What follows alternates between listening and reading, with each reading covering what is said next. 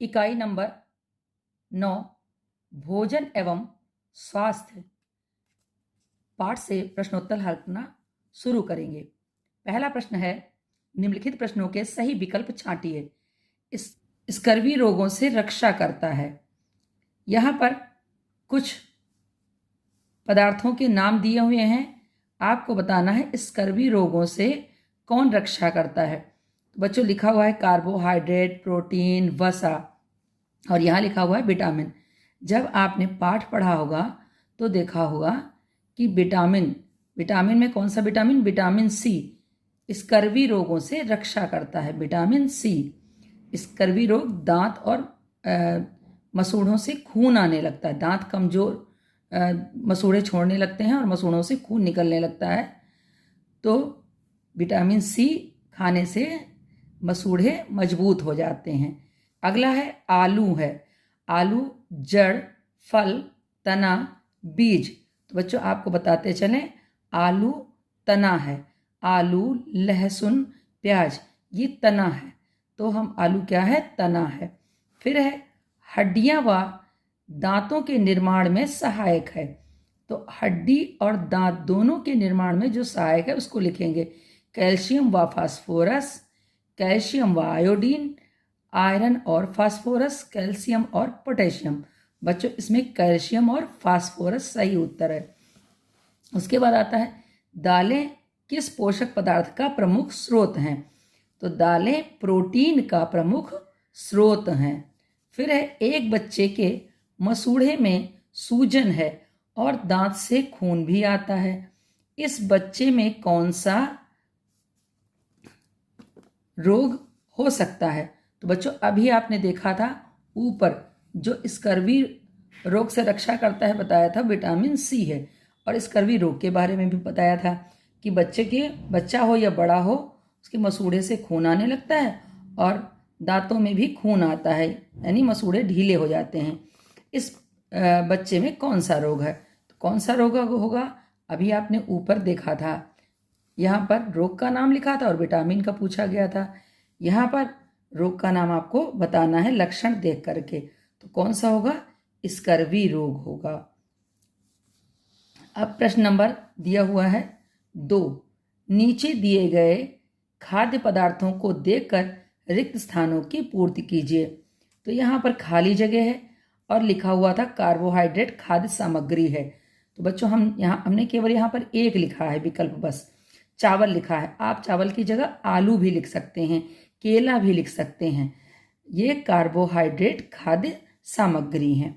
अगला है वसा का स्रोत। वसा मतलब चिकनाई जिससे मिलती है।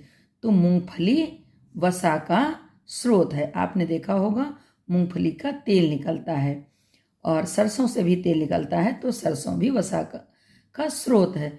और सूरजमुखी है, उससे भी तेल निकाला जाता है। सूरजमुखी के बीजों से तेल निकालते हैं, वो भी वसा का स्रोत है। लेकिन आपको कोई एक लिखना है, तो यहाँ हमने लिख दिया है।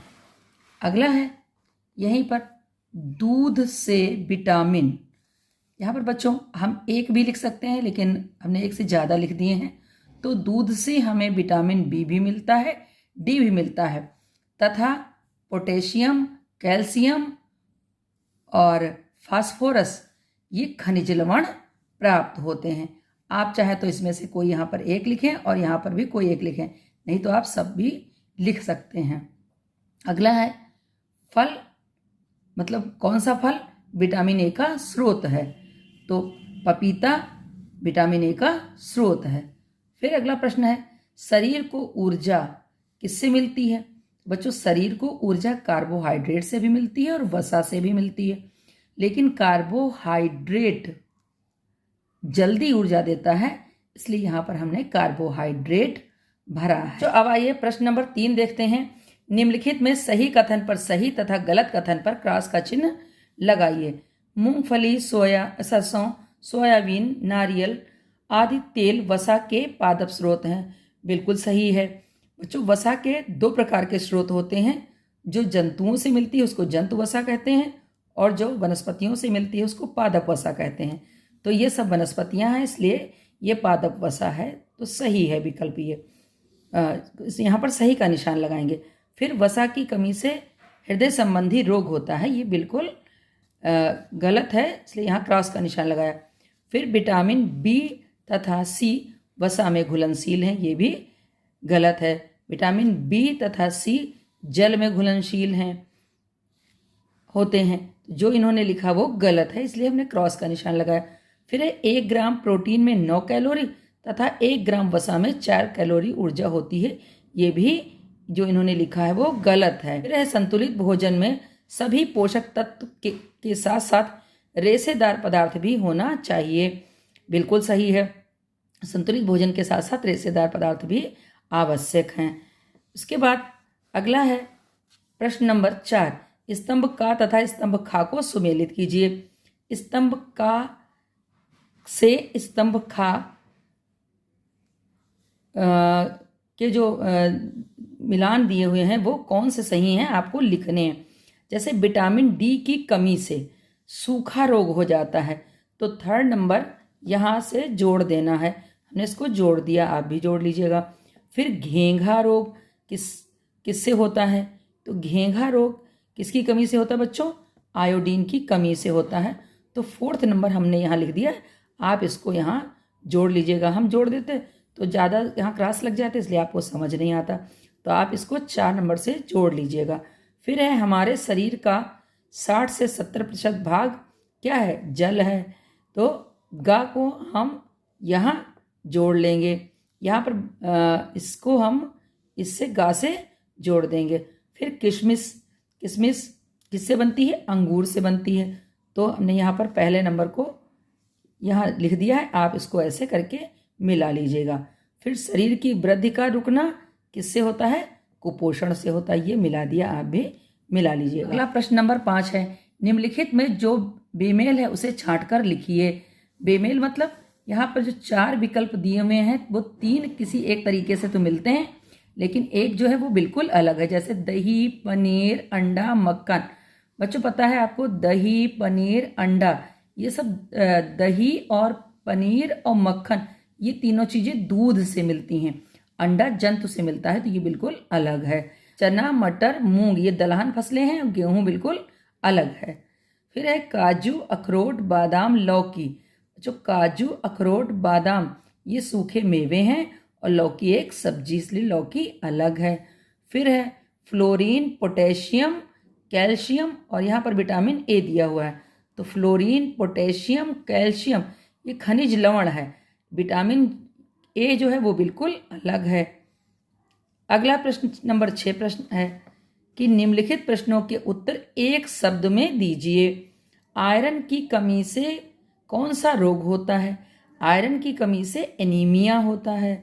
उस पोषक तत्व का नाम लिखिए जो शरीर की कोशिकाओं की मरम्मत करता है।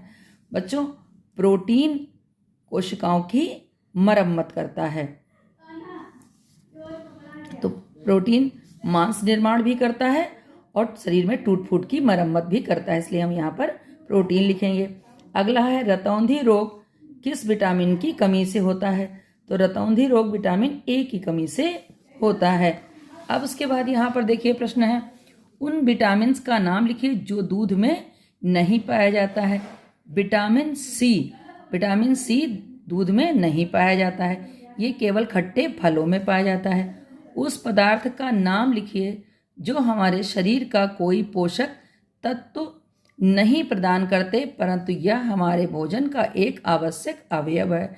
बच्चों बिल्कुल सही बात है, जो रेशे होते हैं या जिनको हम लोग फाइबर्स बोलते हैं या हम रफेज भी कहते हैं, ये हमारे लिए पोषक तत्व नहीं हैं, लेकिन हमारी पाचन शक्ति को बढ़ाने का काम करते हैं, तो इसलिए ये खाए जाते हैं। रेशे या रफेज इनको बोलते हैं। फिर है कुपोषण के क्या लक्षण हैं। कुपोषण के लक्षण देखिए लिखा हुआ है उत्तर में। अगर कोई बच्चा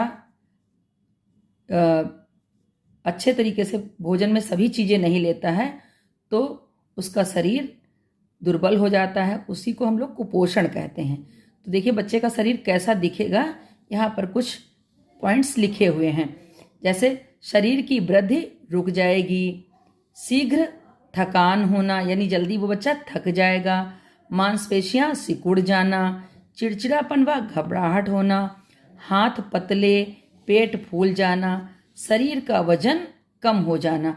ये सारे लक्षण किसके हैं? ये सारे लक्षण कुपोषण के हैं।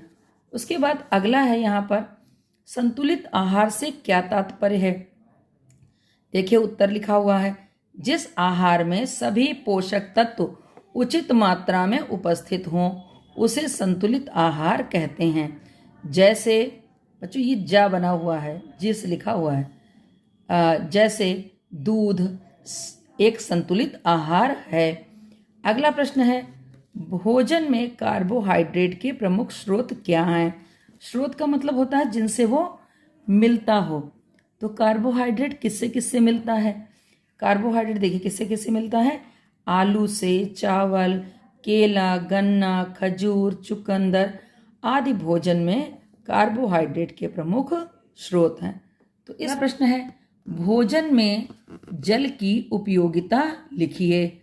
तो उत्तर लिखा हुआ है, जल को अमृत कहा जाता है। यह हमारे जीवन का आधार और अच्छी सेहत की कुंजी है। जल भोजन में उपस्थित पोषक तत्वों को अवशोषित करता है और जो हमारे शरीर में ज़रूरत नहीं होते हैं जिन पदार्थों की हमारे शरीर को ज़रूरत नहीं होती है उनको बाहर निकालने का भी काम करता है। अगला है, पोषण किसे कहते हैं? भोजन में पाए जाने वाले विभिन्न प्रकार के पोषक तत्वों द्वारा शारीरिक आवश्यकताओं की पूर्ति करना ही पोषण है। मतलब जिन पदार्थों को खा करके हमारा शरीर चुस्त दुरुस्त रहे वो सब पोषण के अंतर्गत आता है। अगला है, नीचे दी गई तालिका को पूरा कीजिए। अब देखिए यहाँ पर तालिका में कुछ रोग लिखे हुए थे। यहाँ लिखा हुआ था उनके कारण बताओ और कौन सी ऐसी चीज़ें खाई जाएं जिनसे वो रोग ना हो। तो सबसे पहले था एनीमिया। किस कारण होता है? रक्त में आयरन की कमी के कारण होता है। और कौन से स्रोत लें, यानी कौन चीज़ खाने में लें जिससे आयरन की कमी ना हो? मांस, अंडा, हरी सब्जी और विटामिन सी। बच्चों एक चीज़ बहुत ही इम्पॉर्टेंट है यहाँ पर, विटामिन सी जो है वो भोजन में जो आयरन पाया जाता है उसको अवशोषित करने का काम करता है, इसलिए विटामिन सी बहुत ही आवश्यक है। फिर है रतौंधी। रतौंधी ये किस कारण से होता है? ये विटामिन ए की कमी से होता है। इसके स्रोत क्या हैं? मूली, गाजर, मछली का तेल। फिर है मेरेस्मस। इसके कारण क्या है? मेरेस्मस रोग का कारण क्या है? प्रोटीन व कैलोरी की कमी। स्रोत क्या है? संतुलित भोजन, यानी भोजन में दाल, चावल, सब्जी, रोटी ये सभी चीज़ें खानी चाहिए। फिर है बेरी। ये रोग का नाम है। किसकी कमी से होता है? विटामिन बी की कमी से। क्या खाने से ये कम होगा?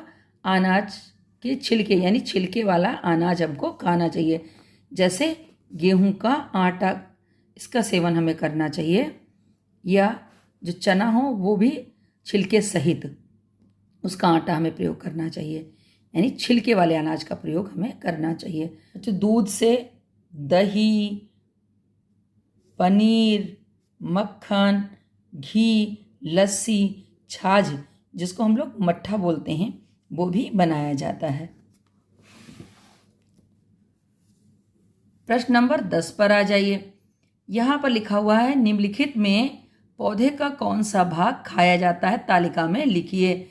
मूली, सलजम, आलू, पालक, आम, गेहूं, चुकंदर, हरी धनिया, अदरक, चावल, गाजर, केला, मेथी, चना, हल्दी, मटर, अरबी। तो कौन कौन सा भाग खाते हैं? जड़ के रूप में हम किसको किसको खाते हैं? मूली, सलजम, चुकंदर, गाजर। तने के रूप में हम किसको किसको खाते हैं? आलू, अदरक, हल्दी। फिर पत्ती के रूप में हम किसको खाते हैं? यह है पालक और हरी धनिया। फल के रूप में हम किसको खाते हैं? आम और केला। बीज के रूप में हम किसको खाते हैं?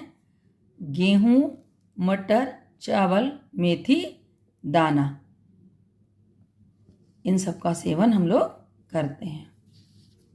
फिर है बच्चों, अपने बर्थडे पर बनने वाले मटर पनीर, कचौड़ी, केक, गुलाब जामुन, खीर में उपयोग की गई सामग्री तथा उपयोग की सामग्री को पौधे एवं जंतुओं में बांटिए। देखो बच्चों, हमारे घर में मटर पनीर की सब्जी बनती है, तो उसमें क्या क्या पड़ता है। मटर पनीर के दोनों नाम लिखे हुए हैं, यानी मटर और पनीर। बच्चों यहाँ पर मसाले भी पड़ते हैं, लेकिन जगह कम थी तो हमने यहाँ मसाले नहीं लिखे हैं। तो मटर का क्या है, पौधा है, और पनीर किससे बना, दूध से बना। तो दूध किससे मिला, जंतु से, तो यहाँ पर हमने जंतु स्रोत लिखा। फिर है कचौड़ी, आप लोगों ने भी खाई होगी कचौड़ी। कचौड़ी का नाम सुन के मुँह में पानी आने लगा। तो कचौड़ी किससे बनाई जाती है, आटा और तेल की मदद से। तो आटा किससे मिलता है, पौधे से मिलता है, और तेल भी जैसे सरसों का तेल, सोयाबीन का तेल, ये भी पौधों से प्राप्त होता है। फिर केक, जो हम लोगों ने बर्थडे में केक तो ज़रूर खाया होगा। केक में ब्रेड रहता है, क्रीम रहती है, चॉकलेट भी लगी होती है। तो ब्रेड किससे मिलती है, आटे से, और आटा किससे मिलता है, पौधे से, और क्रीम दूध से निकाली जाती है, यानी जंतु से। तो यहाँ पर स्रोत क्या हुआ, जंतु हुआ। फिर गुलाब जामुन, सबने खाया होगा भाई गुलाब जामुन। गुलाब जामुन में क्या पड़ा होता है, खोया और चीनी। खोया किससे मिलेगा, दूध से बनाया जाता है, यानी जंतु, और चीनी पौधे से, गन्ने के रस से चीनी बनती है। तो यहाँ पर पौधा लिखेंगे। उसके बाद आपने देखा कि प्रश्न नंबर 12, अपने दैनिक आहार की सूची बनाइए, उनसे प्राप्त होने वाले पोषक पदार्थों के नाम लिखिए। यहाँ पर दैनिक आहार जो हम लोग रोज भोजन में खाते हैं, यानी रोज खाने में जो चीज़ें हम लोग खाते हैं, दाल प्रोटीन मिलती है हमेशा हमारे शरीर को, चावल कार्बोहाइड्रेट मिलता है, सब्जी से विटामिन और खनिज लवण मिलते हैं, रोटी से रोटी गेहूं की बनती है तो इसमें प्रोटीन। प्रश्न नंबर 13, यहाँ पर एक नीचे दिए गए बॉक्स में विटामिन के स्रोत, उनकी कमी से होने वाले रोगों को लिखिए और पूरा कीजिए। बच्चों यहाँ पर सब दिए हुए थे विटामिन। अब विटामिन के साथ साथ ये देखिए ABC लिखा हुआ है, यानी इसके स्रोत क्या है। स्रोत का मतलब किससे मिलेगा ये विटामिन। विटामिन A किससे मिलेगा, तो मछली के तेल से मिलेगा। और इसकी कमी से कौन सा रोग होता है, रतौंधी रोग की पहचान क्या है, रात में कम दिखाई देना। यहाँ पर लिखा हुआ है देखिए लक्षण, रात में कम दिखना। फिर अगला है विटामिन B, ये किस में ज़्यादा होता है, अनाज के छिलके में। इसकी कमी से रोग बेरी, और लक्षण क्या दिखाई देंगे, त्वचा का फट जाना। फिर है विटामिन C, इसका स्रोत आंवला। एक बच्चों लिखा है, कई यहाँ पे आते नहीं। और रोग क्या है, स्कर्वी, यानी विटामिन C की कमी से कौन सा रोग हो जाता है, स्कर्वी। वही जो पीछे बताया था आपको कि मसूड़े से खून आने लगता है। तो लक्षण क्या है, मसूड़ों में सूजन या खून आना। और उसके बाद यहाँ पर नीचे भी वही चीज़ दी हुई है। यहाँ पर देखिए DE, K विटामिन के नाम दिए हुए हैं। स्रोत, रोग, लक्षण। तो D का स्रोत क्या है, सूर्य का प्रकाश। और रोग, इसकी अगर विटामिन D कम हो तो रिकेट्स हो जाता है, जिसको हम सूखा रोग कहते हैं। लक्षण क्या है, कमजोर हड्डियाँ। फिर E का स्रोत क्या है, अंडे। अगर E की कमी हो तो पैरालिसिस, जिसको पक्षाघात भी कहते हैं, तो पैरालिसिस रोग हो जाता है। और इसका लक्षण क्या है, शरीर के अंगों का काम ना करना। फिर अगला है विटामिन K, इसका स्रोत क्या है, सोयाबीन। और रोग क्या है, रुधिर स्राव, यानी अगर कोई कट जाए तो जल्दी उसका थक्का नहीं बनेगा खून का, और ज़्यादा खून बह जाएगा। फिर लक्षण क्या है, अगर विटामिन K कम है तो सीने में दर्द, चक्कर आना, ये इसके लक्षण हैं। फिर प्रश्न नंबर 14, आवश्यक विटामिन का नाम लिखिए जो दांतों एवं मसूड़ों को सुरक्षित रखता है। तो दांतों और मसूड़ों को कौन सुरक्षित रखता है? विटामिन सी, जो रोग से लड़ता है। बच्चों ये भी विटामिन सी ही है जो रोगों से लड़ने का काम करता है। फिर गा नंबर है जो रक्त के जमने में सहायक है, ये विटामिन के है, यानी रुधिर का थक्का बनाने में सहायक है विटामिन के। जो जल में घुलनशील है, जल में घुलनशील 2 विटामिन है, विटामिन बी और सी।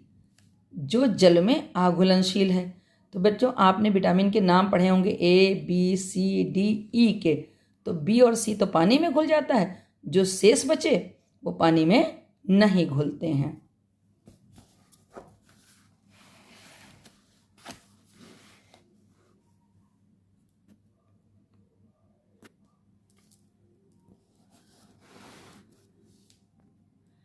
प्रश्न नंबर 15 है ऐसे खाद्य पदार्थों के नाम लिखिए जिनमें निम्नलिखित पोषक तत्व प्रचुर मात्रा में पाए जाते हों।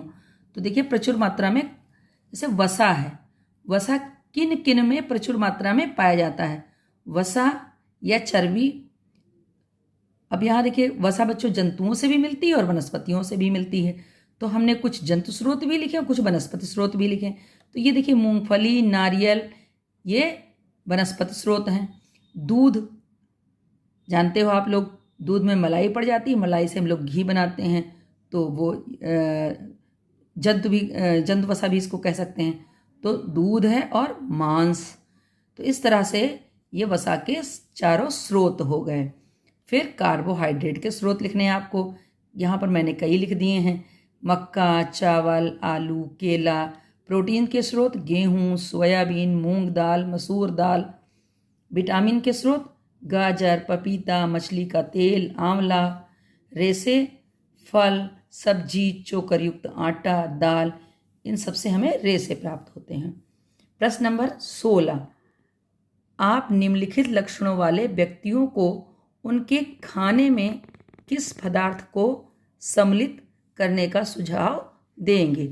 बच्चों ये प्रश्न बहुत ही अच्छा है। देखिए जैसे यहाँ पर का नंबर दिया हुआ है, किसी के मसूड़े से खून निकलता है तो आप उसको कौन चीज़ खाने की सलाह देंगे? नींबू, आंवला, मौसमी और संतरा, यानी खट्टे फल खाने के लिए उसे देंगे। रात में ठीक से दिखाई नहीं देता है तो उसको कौन चीज़ देंगे? रात में जिसको ठीक से दिखाई नहीं देता उसको विटामिन ए वाले स्रोत दिए जाते हैं, जैसे यहाँ पर अंडा, मक्खन, मछली का तेल आदि। ओंठ फटे हुए हों यानी विटामिन बी की कमी हो तो उसको अनाज के छिलके यानी छिलके वाला अनाज। अंडा, दूध, पनीर, ये विटामिन बी के स्रोत हैं। फिर है हड्डियाँ कमज़ोर हों। बच्चों हड्डियाँ कमज़ोर किस लिए होती हैं? हड्डियों का निर्माण कैल्शियम और फास्फोरस से होता है, तो कैल्शियम और फास्फोरस वाले स्रोत दिए जाएंगे। तो हड्डियाँ कमज़ोर हों तो दूध, सूर्य का प्रकाश, मछली का तेल आदि काम आता है। व्यक्ति दुर्बल और पतला हो, दुर्बल पतला है यानी इसमें प्रोटीन की कमी है, तो प्रोटीन वाला भोज्य पदार्थ आपको उसको देना है, जैसे अंडा, पनीर, मछली आदि। प्रश्न नंबर 17, नीचे दिए गए खनिज लवणों के स्रोत, कमी से उत्पन्न रोग तथा रोग के लक्षण लिखिए। यहाँ पर दिया हुआ है, कॉलम दिया है खनिज लवण, फिर स्रोत, फिर कमी से उत्पन्न रोग, फिर रोग के लक्षण। तो आयरन, आयरन किससे मिलेगी? हरी सब्जियों से मिलेगी। अगर कमी होगी तो कौन सा रोग होगा? एनीमिया। एनीमिया कैसे जान पाओगे हो गया है? इसकी त्वचा का पीलापन यानी त्वचा पीली दिखाई देगी। जो आंखें भी देखिए कुछ लोगों की पीली दिखाई देने लगती हैं, यानी उनमें खून की कमी हो जाती है। फिर है कैल्शियम। कैल्शियम का स्रोत क्या है? दूध और पनीर। कमी से रोग होगा रिकेट्स। रिकेट्स मतलब सूखा रोग। सूखा रोग का मतलब होता है जिसकी जो हड्डियां हैं वो कमज़ोर होंगी और टेढ़ी मेढ़ी हो जाएंगी। और रोग के लक्षण, हड्डियां कमज़ोर होकर टेढ़ी मेढ़ी हो जाती हैं। फास्फोरस, ये भी दूध में मिलता है, तो दूध, मांस। बच्चों अभी बताया था कैल्शियम और फास्फोरस से हमारे हड्डियां और दांतों का निर्माण होता है, तो अगर कमी होगी तो उससे भी रिकेट्स रोग हो जाएगा, यानी कमज़ोर दांत और हड्डियाँ। फिर आयोडीन, आयोडीन का स्रोत क्या है? आयोडीन युक्त नमक, आपने देखा होगा नमक के पैकेट पर लिखा होता है आयोडाइज्ड नमक, यानी आयोडीन नमक। हम लोग आयोडीन का सेवन नमक के साथ कर सकते हैं, यानी नमक में आयोडीन की मात्रा मिली होती है। तो आयोडीन का स्रोत है आयोडीन युक्त नमक। अगर इसकी कमी हो जाएगी तो कौन सा रोग होगा? घेंघा रोग होगा। घेंघा रोग की पहचान क्या होती है? गले में सूजन या गांठ हो जाएगी, यानी गले में गांठ या सूजन होगी।